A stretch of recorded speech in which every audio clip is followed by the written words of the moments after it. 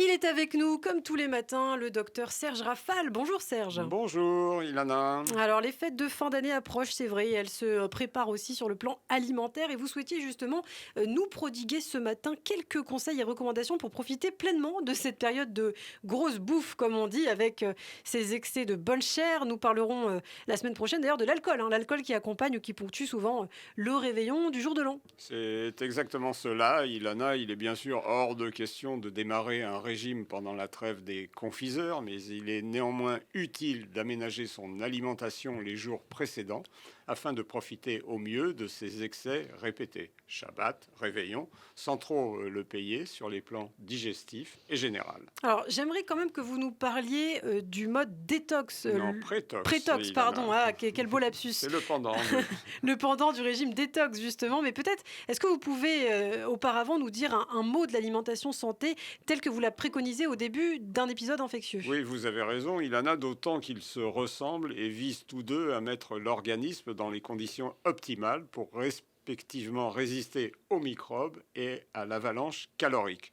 J'ai pour habitude de conseiller aux patients de stopper toute alimentation trop riche et trop grasse, avec en particulier délaisser les plats lourds et mijotés accompagnés de sauces diverses et de fritures, et de privilégier les féculents, pâtes et riz sans les noyer sous le beurre ou le gruyère, les légumineuses riches en protéines végétales, fèves, haricots, lentilles, pois, les fruits, agrumes, kakis, kiwis et légumes verts, brocolis, choux, cresson, épinards, riches en vitamine C, des œufs pour le bêta-carotène, de l'ail et de l'oignon formidables anti-infectieux, des épices, cannelle, curcuma, cardamome, gingembre, girofle, origan, thym, et beaucoup d'eau, potage, soupe, tisane de thym. Alors, est passé en mode prétox avant les repas de fête? Oui, c'est une bonne façon de préparer cette période exceptionnelle. Elle consiste à faire travailler le moins possible les organes digestifs. Elle peut être relativement courte, 2-3 jours maximum, ou démarrer la veille du Shabbat ou du réveillon. Pas de plats traiteurs ou transformés industriels. Attention au sucre ajouté, même et surtout les jus de fruits industriels. Faire attention à l'alcool, aux graisses et même aux protéines animales, charcuterie, saumon, viande.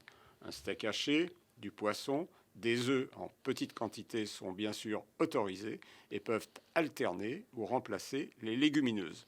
Il convient d'apporter des fibres. Le mantra 5 fruits et légumes par jour peut devenir 4 légumes, plutôt vapeur, un fruit.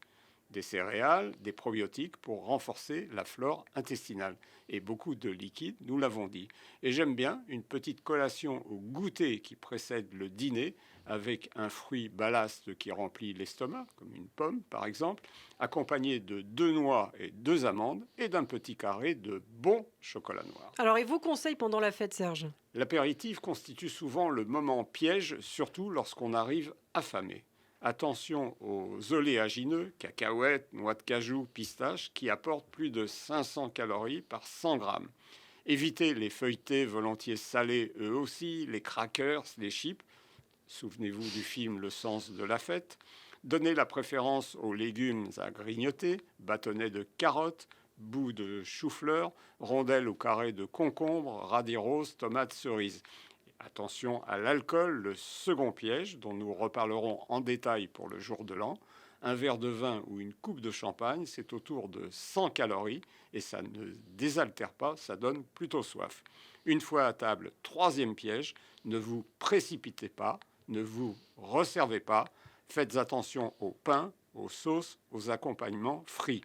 Et si vous pouvez sortir de table quelques secondes pour prendre le frais et faire quelques pas, n'hésitez pas, ça aide à la digestion. Alors ça, c'est pour le jour de fête et le lendemain, alors? Éliminer, se réhydrater et manger léger. Un jus de citron au réveil afin de stimuler la sécrétion de bile, du liquide sous toutes ses formes, eau minérale ou bicarbonatée, potage, tisane.